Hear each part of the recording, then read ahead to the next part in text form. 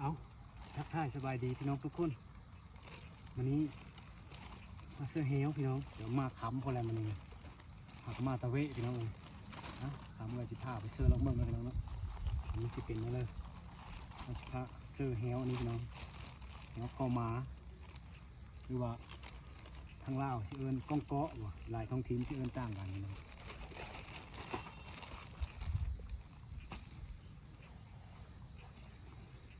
นี่ก็สิเสื้อเฮลนี่นะพี่น้องอันนี้แม่นกับ2ระบบพี่น้องเสื้อนกก็ได้เสื้อหนูก็ได้ถ้าเอามาแต่งมาแปลงเอามันเสื้อป่าเสื้อโดงเสื้อไปเลยได้นะพี่น้องโอ้มาค้ำพอแล้วพี่น้องวันนี้โอ้เสียดายเลาะหาป่าหากุ้งพี่น้องเอ้ยเพื่อสิเห็นทางค้ำเป็นค้ำอันนี้ได้กุ้งเยอะครับเอาเสียกุ้งเซอร์พี่น้อง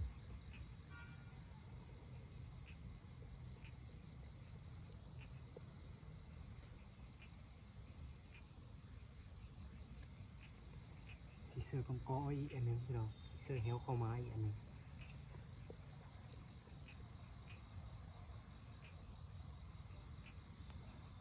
น้ำจะเลิกปุ๊บพี่น้องเลย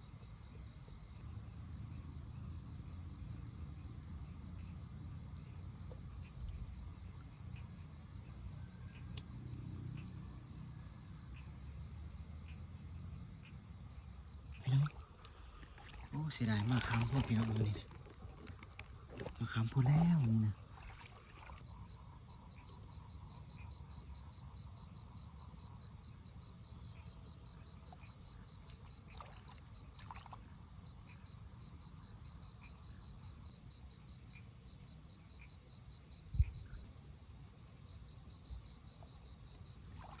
เสือนี่อันนึงพี่น้องเสือเฮลอันนี้เสือเนี้ยนี่น้องกุ้งมันก็เยอะตัวเยอะเลยเสือยืนแข็งขนาด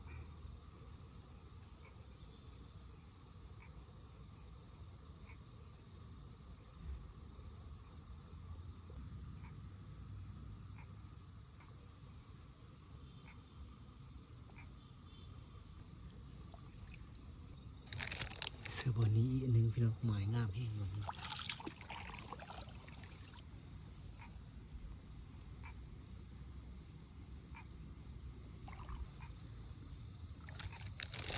จดต่อพี่น้องจดต่อเพื่อสิเสื้อแล้วด่างมันพอแห้งพี่น้องเอ้ยวันนี้วันนึงพี่น้องเนาะโอ้หมายนี่งามเลยขังเลยนี่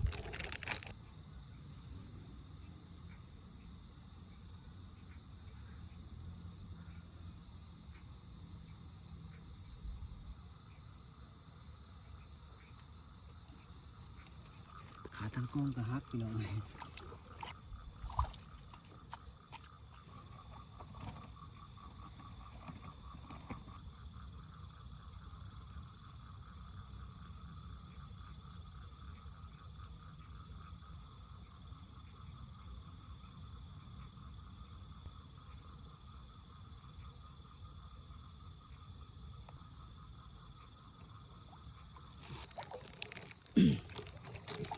เอา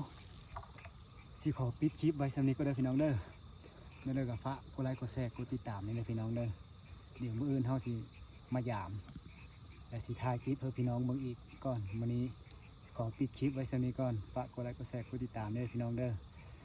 บ๊ายบาย